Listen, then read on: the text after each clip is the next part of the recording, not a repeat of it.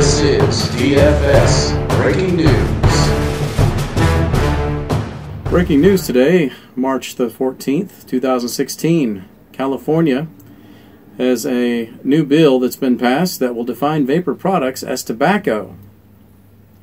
This will include raising the minimum age to vaping to 21 years old, which also passed in a separate measure in SRBX 27.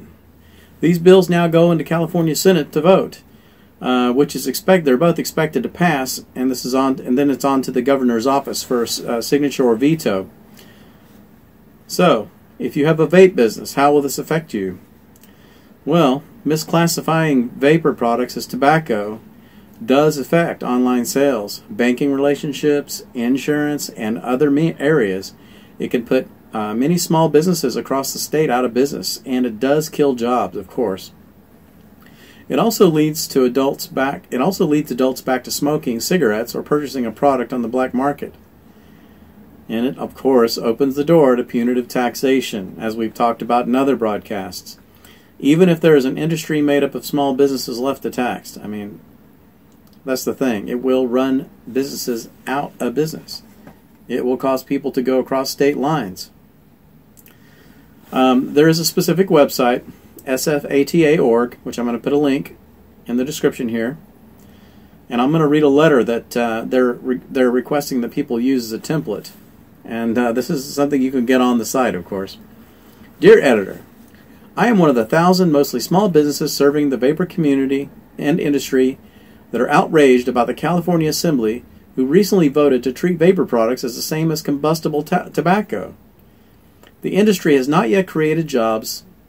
The industry has not only created jobs and hundreds of millions of dollars in economic activity in the state, but it has also helped tens of thousands of California adult smokers switch to what scientific research says is less harmful alternative to combustible tobacco. Now the state wants to wipe out our industry because of self-serving interests. Misclassifying vapor products as tobacco not only affects online sales, but it also jeopardizes banking and merchant relationships, as well as product liability insurance.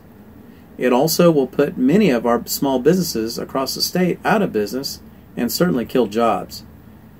Equating vapor products with tobacco also opens the door to punitive taxation that will only lead adults back to smoking cigarettes or purchasing products on the black market.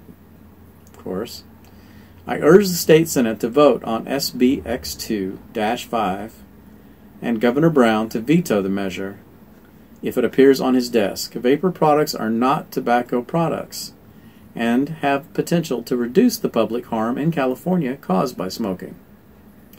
It's not just California small businesses at stake, but the 4 million California adults still smoking combustible cigarettes. So this is the lovely letter that is recommended that we send on for California. So if you live in California, I suggest go ahead and do that, because I tell you, especially if you're a business owner, this is really going to affect a business owner. Now on to the next topic. So another breaking news item is I'm finding that, and I've seen this throughout, is that there's these signs popping up that say no smoking or vaping within 10 feet of this building. So apparently we're going to be starting to be treated as if we smoke. And I would expect that that is not going to change overnight, but it is changing gradually. You'll see these signs pop up. My best advice is just to treat it like you're a smoker, and just don't smoke in public. I mean, don't vape in public. Otherwise, here we go. We're going to be treated like smokers. I knew it would happen. People just have a misconception of what it is. They just don't understand. They think it's just the same thing. Frustrating at best. So there are going to be a lot of tax issues coming up with all the different states. I'm seeing several links to various states now that are going to push these taxes down our throats. My advice to you, my vapor friends, is to go get your e-juice now. Stock up. Make it if you can. Get VG and PG and flavorings and nicotine, and store it safely, create your own e-juice safely. There's lots of videos online to help you do that. You don't have to worry about, you don't have to worry about coils if you make your own coils. I don't think you're going to see any problem with getting that. Any problem with getting cotton. But if you need to get some tanks, you need to get your stuff together. My advice is be prepared, because if they knock this down the line, instead of paying $15 for a ball of e-juice, you're going to pay $30.